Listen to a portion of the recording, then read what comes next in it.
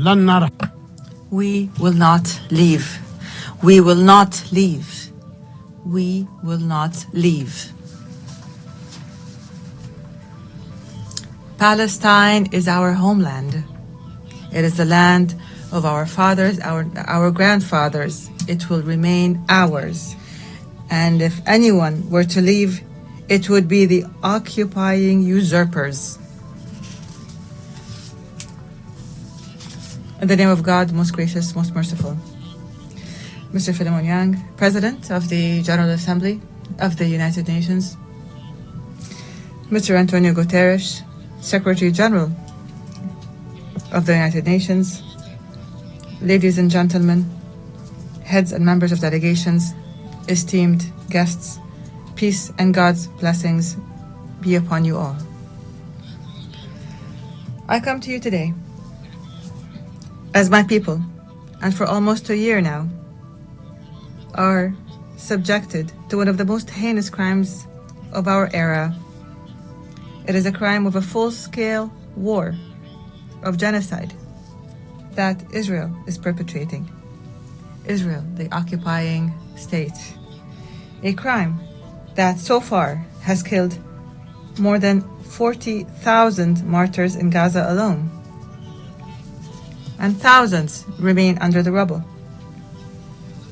A crime that has injured more than 100,000 others to this day, and matters are getting worse.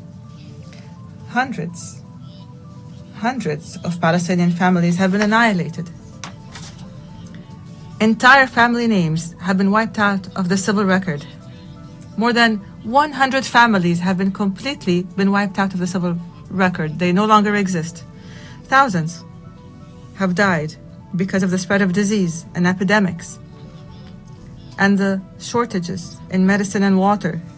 Moreover, more than 2 million Palestinians in Gaza have left their homes multiple times in search of safety and fleeing the systemic operations that the Israeli occupying army is perpetrating.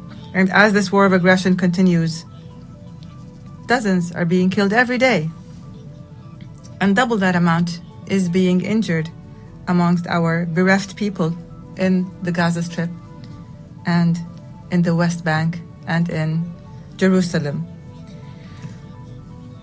I'm not here to respond to the lies of the Israeli Prime Minister, lies that he said in his speech before the US Congress in July, where he claimed that his army does not kill innocent civilians in Gaza. I ask you by God, who is it then that killed more than 15,000 children of the 40,000, and an equal number of women and elderly persons from our people? And who is it then that is continuing to kill them? I ask you to answer me by God. Stop this crime. Stop it now. Stop killing children and women. Stop the genocide. Stop sending weapons to Israel. This madness cannot continue. The entire world is responsible for what is happening to our people in Gaza and the West Bank. The West Bank that is under a daily and continuous Israeli aggression. It is under a vicious settlement activity. They're building everywhere in Palestine, as if all of Palestine is theirs. It is subjected to the terrorism of gangs of settlers under the patronage and support of the Israeli government and the occupying army, which destroys hundreds of houses in the lands of Palestine, not to mention what our eternal capital, Al-Quds, is being subjected to in terms of campaigns to change its nature, to Judaize it, and to aggress it and its holy sites and landmarks, to change its historic and legal status. We've recently heard a terrorist Israeli minister calling for building a temple in the Al-Aqsa Mosque. We must condemn and stop this reckless minister and those like him who want to set fire, a fire of religious conflict and strife that will burn everything in its way. The Aqsa Mosque and its surroundings, ladies and gentlemen, is the exclusive property of Muslims. This has been endorsed by a resolution taken by the League of Nations in 1930. This was a resolution by the League of Nations, and we will accept nothing else regardless of the circumstances.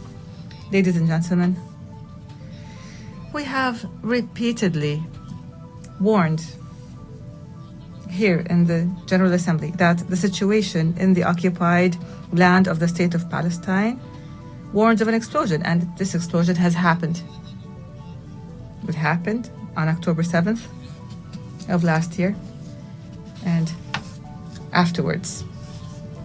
And from the very first day, I stressed the need to immediately stop the war. I condemned the killing of civilians regardless of who they are and regardless of what side they were on or any people they were from. I demanded the release of prisoners and those detained by both sides. There is no need to detain women, children, and the elderly. We've said this repeatedly. To anyone who has those people detained, I called for immediately going to the negotiations table to implement a two-state solution based on international resolutions. But instead of heeding the voice of reason, the Israeli government took advantage of what happened to launch an all-out war of genocide against Gaza. It committed and continues to commit war crimes as acknowledged by the international community. They're called war crimes. Israel today is now launching a new aggression on the brotherly Lebanese people. The Lebanese people are now being subjected to a war of genocide. And Israel must stop the war in Lebanon and in Palestine. We condemn this aggression and we demand that it stops immediately. Israel has reoccupied the Gaza Strip in its entirety, and it has destroyed it almost entirely, so that Gaza is no longer fit for life. Most homes have been destroyed. The same applies to most buildings, health facilities, educational facilities, economic buildings, roads, churches, mosques, water plants, electric plants, and sanitation plants. Anybody who goes to Gaza who'd known it before would not recognize it anymore. It's no longer there. 75% of everything in Gaza has been fully destroyed. If Israel thinks that it would get away from being held accountable and punished for these crimes, then it is delusional. The international community must immediately impose sanctions on Israel. The massacres, the crimes, the genocide that Israel has been perpetrating against our people since its inception in 1948 to this very day will not go unpunished. There is no statute of limitations. Rights will never be lost as long as there are those who demand them. And despite our repeated calls and demands, the world has not succeeded in obliging Israel, this transient state, to stop this war of genocide and its war crimes against innocent civilian residents. We regret that the U.S. administration, the democracy of the world, the largest democracy in the world, obstructed 3 times draft resolutions in the Security Council demanding Israel to observe a ceasefire. The U.S. alone stood and said, no, the fighting is going to continue. It did this by using the veto.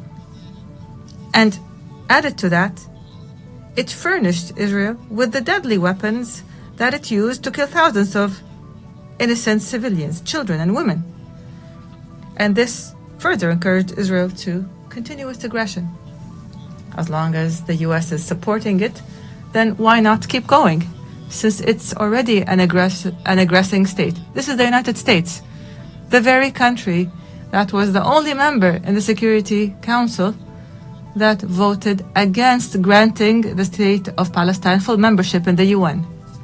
We don't deserve membership in the eyes of America, so they use the veto against it. I don't understand how the United States could insist on opposing our people, insist on depriving us of our legitimate rights to freedom and independence, as is the right of the rest of the countries, 194 countries, and we are no less than them.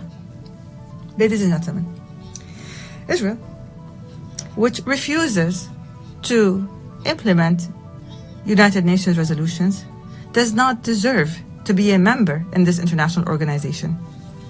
Israel, whose permanent representative in this organization says that the very building of the United Nations, and he said that this building must be removed. This building that we are sitting in right now, it must be wiped off the face of the earth. This country does not deserve to be a member in this organization. It has from the very beginning not fulfilled the conditions for membership. Because in 1949, when it submitted its membership application to the UN imposed two conditions. First, to accept and implement Resolution 181 and Resolution 194. Without implementing these two conditions, you will not be granted membership in the United Nations. Moshe Sharet, the foreign minister at the time, wrote a pledge.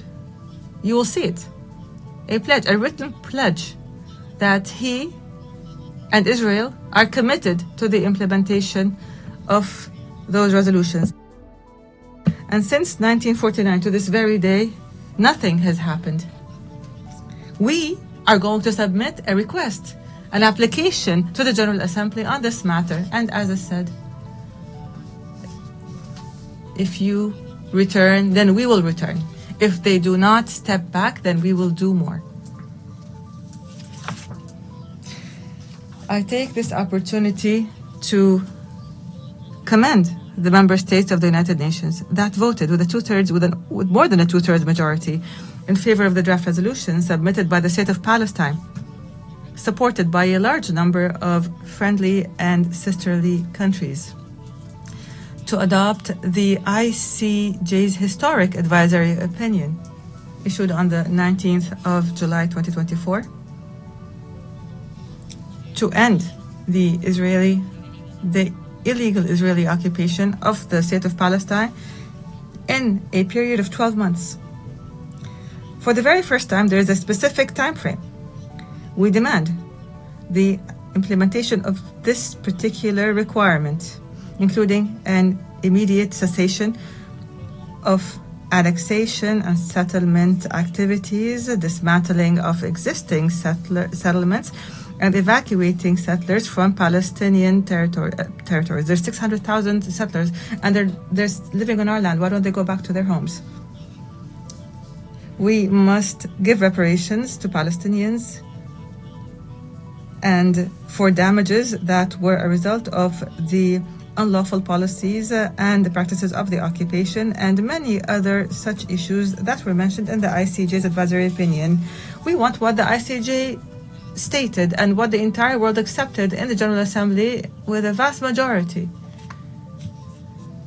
that far exceeds a two-thirds majority.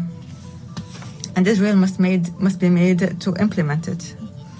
We rely on this resolution, which is the embodiment of international will and the principles of international law and the mechanisms that were adopted in this regard to guarantee implementation. We hope that this resolution would be implemented. Of the 1,000 resolutions taken on the Palestinian people since 1948 until this very day, and not a single one has been implemented yet. Ladies and gentlemen, today I feel very grateful as well, as I see this large, great shift in the positions of member states in the United Nations as they support Palestinians' rights to an independent state that is recognized and that deserves full membership in this organization, as is the case with the rest of the countries in the world that love freedom and peace. In the name of the Palestinian people, I thank you for this support. I thank you for your support of what is right, of justice, to achieve peace in our region. I call upon you to apply the laws of international law according to responsibilities and sovereignty. We don't ask you for more than you can do. We ask every state to give us our support within the realm of its responsibility and sovereignty. I also express our gratitude and appreciation for the demonstrations that spoke against the genocide in Gaza and that supported Palestinian rights that have been taking place throughout the world, including the American people. And I acknowledge the American people are marching in the streets in these demonstrations, and we are grateful to them.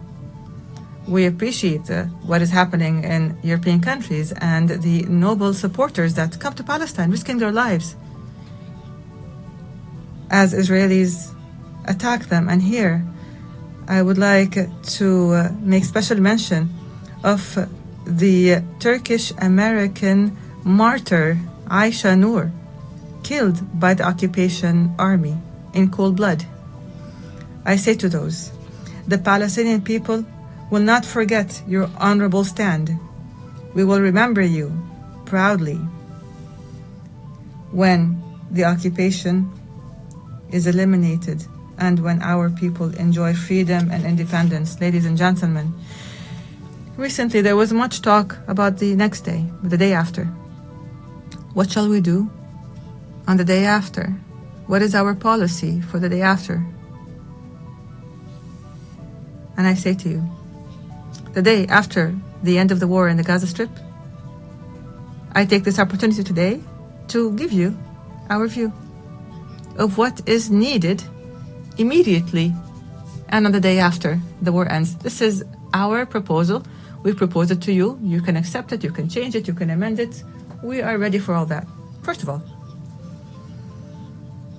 a comprehensive and permanent ceasefire in Gaza and an end to the military aggressions and attacks by terrorist settlers in the West Bank and East Jerusalem. Second, humanitarian aid must be delivered urgently in an organized manner and in sufficient quantities, because there's nothing in Gaza and they need everything. This humanitarian aid must be delivered throughout Gaza. Third, a full Israeli withdrawal from the Gaza Strip. We refuse the establishment of buffer zones or taking any part from Gaza. Gaza is only 7 kilometers by 40, and Israel wants to cut it up. It wants a piece here and a piece there, and we will not allow a single centimeter of Gaza to be taken. We demand that we stop the forced displacement inside the Gaza Strip or outside the Gaza Strip. We demand the return of those displaced to their homes or to have housing provided to them. Netanyahu wants in the West Bank and the Gaza Strip people to be displaced, to be evacuated to Egypt and to Jordan. We refused. The Jordanian and Egyptian governments, and I thank them for this, said we will not allow the displacement of any Palestinians and eviction of the Palestinians from their lands. Fourth, we demand the protection of UNRWA and humanitarian organizations from Israel's actions and to provide political and financial support to these organizations so that they can perform their role and offer their services to the Palestinian refugees until they return home. UNRWA was established to do its job until the refugees return. And every day Israel finds an excuse to convince others that UNRWA's work must be ended. Fifth, we demand international protection for the Palestinians on the lands of their occupied land. We want protection. We are not fighting Israel. We cannot fight Israel. And we don't want to fight. But we want protection. We want our children, our women, our families to be protected internationally. Sixth, Palestine, the state of Palestine must shoulder its responsibilities in the Gaza Strip and impose its full mandate on it and jurisdiction on it, including the border checkpoints, especially the Rafah international border between Egypt and Palestine, as part of a comprehensive plan. This has existed before and it must return to the way it was. Seventh, and within the context of a comprehensive national reform process. This is a process that we're undertaking, and most countries have reviewed it, supported it, confirmed it, and thanked the Palestinian government for it. And hopefully we will continue with this process till the very end. In terms of this process, we will reconstruct our infrastructure and state institutions destroyed by Israel. We will revive the economy and establish sustainable development and rebuild the Gaza Strip. And we will hold the state of Israel fully responsible. Eighth, the authority of the state of Palestine and the Palestinian government and the PLO, the legitimate and sole representative of the Palestinian people, will have authority on all Palestinian territories in the Gaza Strip, the West Bank, and Eastern Jerusalem, as has been stipulated for us by international law. We are not asking for more, but we will not accept any less. The West Bank, the Gaza Strip, and the Eastern Jerusalem. We will not ask for more, but we will not accept any less. We will hold general elections. We're ready to hold the elections. We've been ready in the past, but Israel refused to allow us to hold these elections in Jerusalem. But if this were to happen, we're ready to hold these elections and to form a Palestinian government in accordance with the results of these elections. Ninth, we will continue to mobilize the largest possible international support so that the state of Palestine can achieve full membership in the United Nations as soon as possible. What do we lack to be sitting amongst you? What do we lack to be on the same footing as 194 official member states in the United Nations? We have the land, we have the authority, we have the people, we have the culture, we have the knowledge, we have everything that we need. We ask you to help us. 10th, the full implementation of the General Assembly resolution on the advisory opinion that we mentioned, issued by the International Court of Justice in a manner that would lead to the end of the occupation in 12 months, as stipulated by the resolution, as set by the advisory opinion. Number 11, hold an international peace conference under the auspices of the United Nations within a year to apply the two-state solution. So we hold this international conference so that we would resolve all the problems that remain between us and Israel. By the way, we recognize the state of Israel, but Israel doesn't recognize us. We want a solution that would protect both countries, the state of Palestine and the state of Israel, so that they can coexist in peace, stability, and security. Number 12, to adopt international peacekeeping forces by virtue of a Security Council resolution between the states of Palestine and Israel to guarantee the security of both countries. We call for guaranteeing the security of both countries. These are the elements of our vision for the day after, for today and for the day after the war ends in the state of Palestine in general. And I call upon you to adopt this plan and to provide all the necessary means to guarantee its success. Ladies and gentlemen, a few weeks ago, I declared that I've decided to lead a Palestinian delegation to the Gaza Strip so that we can stand by our people who have been exhausted by the Israeli genocide war. I call upon you to support this decision by issuing a United Nations decision, resolution by the United Nations here, by pressuring the occupying government so that it would not obstruct this effort. And here I welcome any state, any party that wants to join us in this visit. We'll be happy to go with you to Gaza so that we could all see the tragedies that are taking place. I salute our heroic people that are sacrificing all that is precious for Palestine. In the Gaza of sacrifice, in the West Bank of solidarity, of Al-Quds, which is our crown jewel and our capital.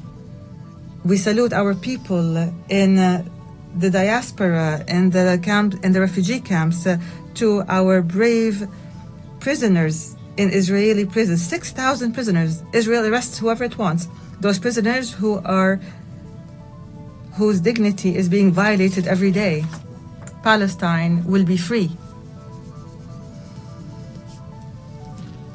It will be free despite anyone who objects to that. Our people will live on the land of their fathers and grandfathers as they have done for more than 6,000 years. They will continue their legitimate struggle for independence. The occupation will end. God's and peace blessings be upon you.